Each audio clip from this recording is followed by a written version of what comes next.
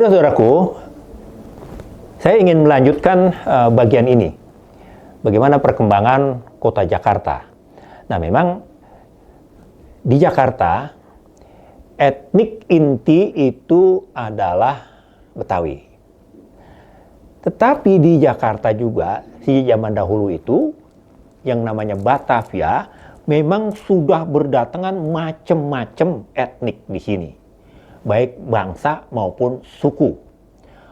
Oleh karena itu, pergaulan di sini menjadi semacam pergaulan yang campur aduk. Yang dalam bahasa anak-anak UNJ biasanya menggunakan istilah itu multikultur. Nah, kemultikulturan itu di dalam masyarakat Betawi bisa kita lihat dalam ekspresi beberapa kesenian yang mereka munculkan.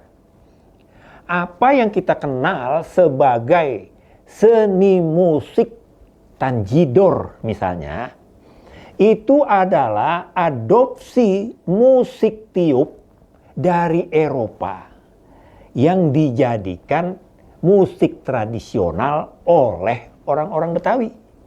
Jadi si musik Tanjidor itu adalah perpaduan antara Eropa dengan lokal Betawi.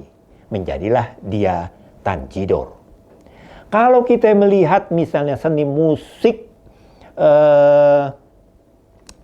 Gambang Kromong, maka akan mudah bagi teman-teman ahli musik itu akan dengan begitu mudah mengenali mana unsur yang kita comot dari saudara-saudara kita Tionghoa misalnya. Alat musik yang 3 itu, alat musik gesek itu ada kongahyan, ada sukong, ada tehyan, itu adalah yang merupakan ambilan alat musik dari sana. Dan memang sejak awal si Gambang Kromong itu mengenal istilah lagu lopan. Dari lopan itu kemudian muncul lagu dalam atau lagu klasik. Dari lagu klasik kemudian muncul lagu sayur. Dan di lagu sayur inilah kemudian muncul orang-orang yang namanya cokek itu. Cokek itu arti awalnya adalah penyanyi.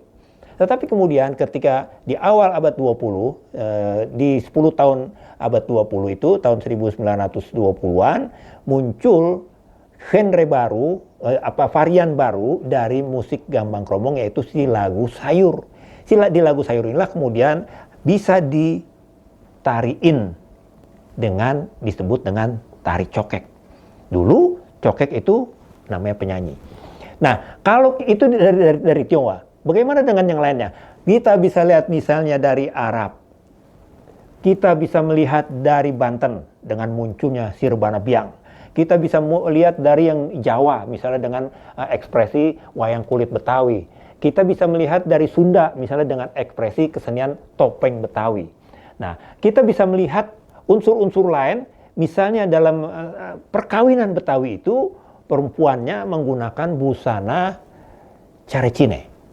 Yang pengantin laki-lakinya menggunakan busana care haji atau care Arab. Dan kuliner macam-macam. Ada kuliner dipengaruhi oleh India, dipengaruhi oleh Tionghoa banyak, dipengaruhi juga oleh Belanda, kayak semur dan segala macam itu dipengaruhi oleh Belanda. Yang dipengaruhi oleh macam-macam, kita lihat dalam aneka ekspresi dalam kuliner kita. Dalam seni lainnya, itu misalnya seni arsitektural, kita bisa melihat bahwa ada unsur-unsur Indis, unsur-unsur Indo. Dalam wastra, dalam batik misalnya, kita juga mengenal pengaruh batik peranakan Tionghoa, batik peranakan dari Belanda, batik yang muncul kemudian juga yang sangat bernuansa lokal Betawi. Jadi ada ragam-ragam motif-motif Betawi itu misalnya seser Ciliwung, kemudian Salakan Negara, banyaklah motif-motif seperti itu yang muncul di kemudian hari.